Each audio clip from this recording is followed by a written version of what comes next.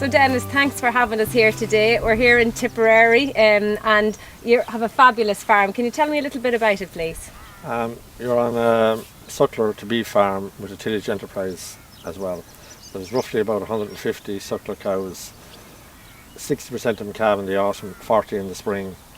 All are finished off the farm and go to a local factory. We use 3 Charlie bulls in the farm at the moment. We were using an Angus and we're now using a stabiliser on the heifers. All the feed, more or less, for finishing the animals is produced on the farm. There's about 120 acres of tillage in the situation, which comprises of fodder beet, seed grain for an assembler, and feed grain which we use for feeding the cattle. We bring it in as either whole crop or off the combine. We treat it in the shed and we roll it ourselves. All the ration on the farm is mixed on the farm, and we just buy straight to whatever we have to buy, which usually is only protein. What does sustainability mean to you in terms of the environmental part of it, the economic part of it, the social part of it? Because when you look around, I mean, it just looks like a heavenly place. What does sustainability mean to you on your farm?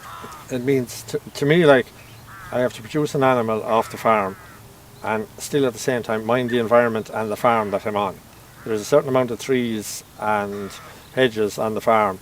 Like, it would look in the area we're in at the moment that there's very little hedgerows and trees, but on the farm there is a vast majority of, most of the farm would have section fields, and that's how the grazing situation works. You either graze in paddocks or block grazing, fields are divided up.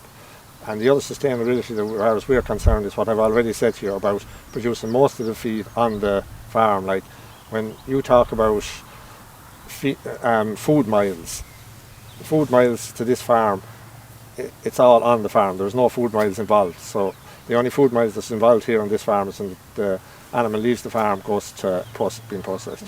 Now, you're performing well above the average in the sector. What would you attribute that to? What are you doing that's helping you be in that top 10%? It's all the small little things that make the matter. Like, it's literally just dividing up land into areas that you can graze, rotate the grazing as far as getting the maximum output out of the farm. The other thing is just buy the proper animals to breed. In other words, like, my motto is always been, you buy a stock bull, let's say, for this farm, he has to be able to produce calves that don't give you a problem calving, but you still have a good carcass, weight and quality when you're finished. That's the key as far as I'm concerned. There's no point in having super calves at the end and having hardship calving. That doesn't work. Like, there's no point in that. That's just a non-runner.